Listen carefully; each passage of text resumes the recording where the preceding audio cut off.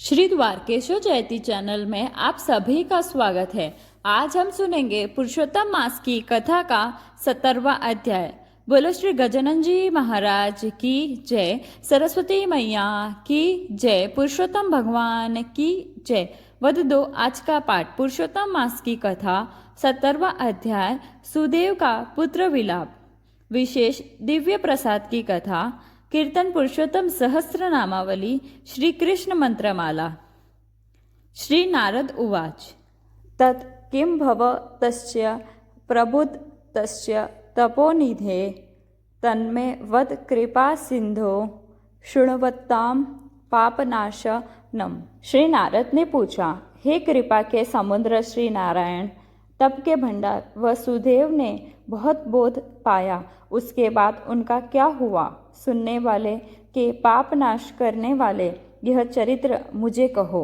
सूत पुरानी बोले, हे मुनि श्रेष्ठो, गौतमी के आश्वासन भरे शब्दों से सुदेव का शोक दूर हो गया और अपने मन को प्रभु भक्ति की ओर ले लिया।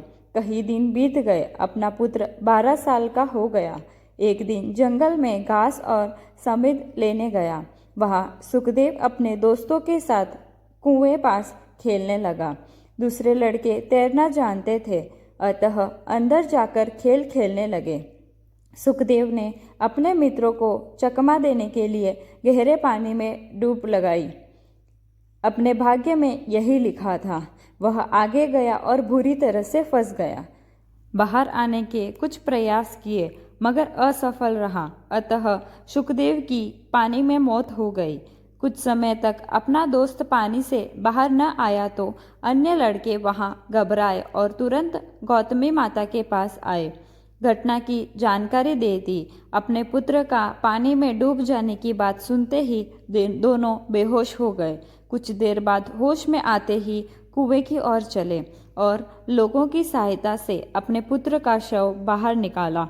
दोनों फूट फूट कर रोने लगे, पागल जैसे हो गए। सुदेव पागल सी हालत में बोला, हे पुत्र, अपने साथ चल, हम तुझे लिए बिना घर जाने वाले नहीं हैं। तू क्यों सो रहा है? तेरे दोस्त तुझे खेलने बुला रहे हैं। गुरुजी अध्ययन के लिए पाठशाला में बुलाते हैं। पुत्र, तुम्हारे बिना हमारा जीना बेकार है। आज हमें बिना पूछे यहाँ तक कुएं तक क्यों आया? ईश्वर ने भी हमारे कौन से पाप का दंड दिया है?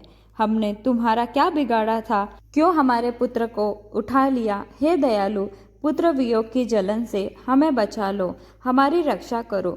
मैं अपनी मूर्खता का परिणाम पा चुका हूँ। मैंने आपसे जिद की और पुत्र पाया, नतीजा यही सामने आया है। अब जो मेरे भाग्य में नहीं है वह मुझे कहाँ से मिलेगा? इति श्री बृहन्नारद पुराण के पुरुषोत्तम महात्म्य का सुदेव का पुत्र विलाप नामक 17वां अध्याय संपूर्णम। अब पुरुषोत्तम मास की पावन कथा पढ़ेंगे। दिव्य प्रसाद की कथा। रामनगर में राजा भैरव राज करते थे। राजा का जैसा नाम था वैसा काम भी था। वह अति क्रूर और घातकी था। अगर किसी ने छोटा भी गुनाह किया हो तो उसे कड़ी सजा मिलती थी। राजा के दिल में दया नाम का कोई शब्द था ही नहीं। ऐसे क्रूर राजा शिकार का शौकीन था। जंगल के हिंसक और निर्दोष पशुओं को भी दया बख्शता नहीं था। वह राजा ने अपनी सारी जिंदगी में कोई पुण्य कमाया नहीं था, बस पाप कर्म करता चला था बिना समझे। राजा भैरव की रानी का नाम फूलकबर था। वह सचमुच अपने नाम जैसे गुणवाली थी। वह कोमल और नाजुक थी, धर्मप्रिय और दयालु भी थी। सारा दिन व्रत जप तप में बिताती थी। एक और राजा का पाप बढ़ता गया था, वही रानी का पुण्य बढ़ता था। राजा अपने साथी को साथ जंगल शिकार के लिए जाता। वही रानी पक्षी को दाना देती, पानी देती, गाय को घास देती थी, गरीबों की मदद करती थी। समय आगे चलता गया। अब राजा भैरव बूढ़ा हुआ। अपने शरीर की शक्तियाँ कम होने लगी। अपने पूर्व जिंदगी में जो पाप किए थे वह राजा को डराने लगे। राजा कभी कभी नींद से बैठ जाता, खड़ा हो जाता था। अपने पापों को याद करके दुखी होता था। उसे कहीं चैन नहीं मिलता था। एक दिन उसे हुआ कि मेरी जिंदगी के अब कुछ साल बाकी हैं, क्यों मैं भलाई के काम न करूं, आखिर में मुझे शांति से मौत आए। कुछ दिन के सोच और विचार बाद तय किया कि राजकाज सब अपने कुंवर को सौंपकर जंगल चला जाऊं और वहां जाकर तब ध्यान करूं। राजा ने ऐसा तय किया। तब रानी बोली, ए जी, मैं भी आपके साथ ही आती हूँ। और दोनों ने अपने राज्य से कुछ लिए बिना नंगे पांव जंगल की ओर निकल पड़े। थोड़ी देर बाद जंगल शुरू हुआ और राजा को कोई 4 हाथ वाला एक आदमी नजर आया। राजा ने माना कि वह कोई देव होगा और नमस्कार किया। बाद में चरणों में गिर पड़ा। रानी ने भी वैसा ही किया। राजा भैरव बोलने लगा, हे देव, मैं महापापी हूँ। पाप करते समय मैंने कभी मुड़कर नहीं देखा। अब यह पाप की छाया मुझे चैन से बैठने नहीं देती। अब आप बचा लो, मेरी यही आपसे प्रार्थना है। तब वह 4 हाथ वाला मानवी बोलने लगा, अरे भाई, मैं कोई देव नहीं हूँ, मैं एक ब्राह्मण हूँ।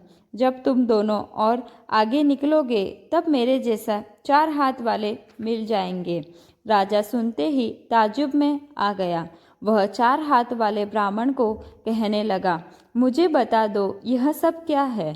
तब ब्राह्मण बात बताने लगा, कुछ दिन की बात है, मैं यहाँ से जा रहा था, तब जो सामने तालाब है वहाँ मैंने तालाब के किनारे 4 हाथ वाला को देखा था। शुरू में मैं डर गया था, लेकिन बाद में हिम्मत से वहाँ गया। बाद में पूछा तब ग्वाला ने कहा, हे ब्राह्मण, आप सामने आम के वृक्षों के घने पेड़ देख रहे हो, उसके पीछे कनक नाम वाला कोई पहाड़ है। मैं एक रोज वहाँ गया था। मैंने वहाँ मेरे जैसा ही ग्वाला को देखा था। उन्हें भी 4 हाथ थे। मैं अचरज में उसे देख रहा था। तब वह पास आकर मेरा हाथ पकड़कर कनक पहाड़ी पर ले गया था। वहाँ भगवान पुरुषोत्तम जी का एक मंदिर था। यह मंदिर के बारे में कहा जाता है कि जो मंदिर का प्रसाद खाता है वह 4 हाथ वाला हो जाता है। मैंने मंदिर का प्रसाद खाया और 4 हाथ वाला हो गया। यह बात सुनते ही राजा विनती कर बोलने लगा, हे भूदेव जी, मुझे भी वहाँ कनक पहाड़ के पास ले जाओ, शायद मेरे पाप का बोझ कुछ हल्का हो। ब्राह्मण और राजा रानी दोनों आम के घने वृक्ष निकट आए, मगर कनक पहाड़ नजर न आया। अतः राजा उदास हो गया। ब्राह्मण ने कहा, राजन, कनक पहाड़ का दर्शन केवल पुण्यशाली को होते हैं, वह देख पाते हैं। अगर आपने अपनी जिंदगी में छोटा सा पुण्य कार्य किया है तो वह अवश्य पहाड़ दिखाई पड़ता। 4 हाथ वाले से यही बात सुनते ही राजा फिर से उदास हो गया और बोला, भूदेव जी, मैंने सारी जिंदगी पाप किए हैं। वह पाप आज मेरे पुण्य के रास्ते में आ गए हैं। अगर आपके पास पाप जलाने का कोई मार्ग हो तो मुझे बता दो, आपकी सूचना मुताबिक करूँगा। राजा को उदास देखते ब्राह्मण ने कहा, हे राजन, आपके भाग्य मानो अभी पुरुषोत्तम मास चल रहा है। अभी 8 दिन और बाकी हैं। यदि जो 5 आदमी यहाँ बैठकर भगवान पुरुषोत्तम के उपवास रखते हैं, भजन कीर्तन गुणगान गाते हैं, तो अवश्य कनक पहाड़ का दर्शन हो सकते हैं। राजा को किसी तरह से कनक पहाड़ का दर्शन करने थे, अतः वो बोला, मैं अभी मेरे नगर में जाता हूँ और वहाँ से 5 आदमी को ले आता हूँ। वे सारे उपवास करेंगे, प्रभु के गुणगान गाएंगे, बाद में मैं कनक पहाड़ का दर्शन कर पाऊंगा। तब वह ब्राह्मण हंसता हुआ बोला, राजन, क्या इस तरह भला पुण्य होता होगा? यदि तुम सचमुच दर्शन करना चाहते हो तो खुद को उपवास करना होगा, औरों से नहीं। बिना कुछ सहे कभी फल मिलता नहीं है, दुख झेलते ही भगवान मिलता है। मगर ब्राह्मण जी, आपने तो 5 की बात बताई है और 4 कहाँ से लाऊं? ब्राह्मण बोला, राजन, आप अपने नगर में जावे। आपके प्रधान जी नगर सेठ जी, तीसरे आप, चौथी रानी साहिबा, 5वां में, इस तरह 5 हुए।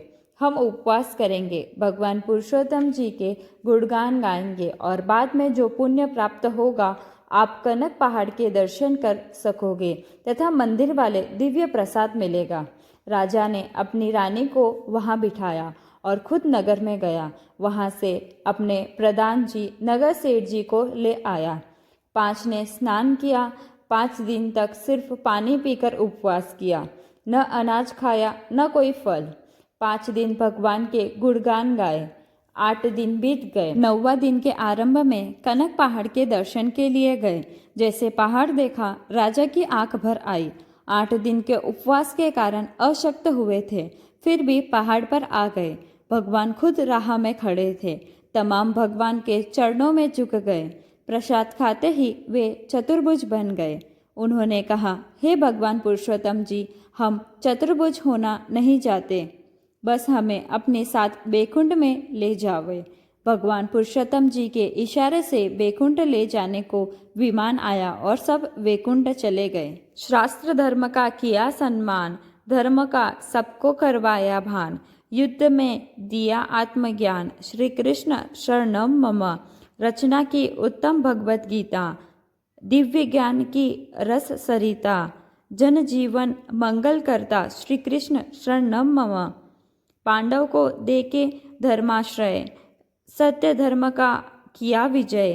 कौरव कुल का हुआ विलय, श्री कृष्ण शरणम मम।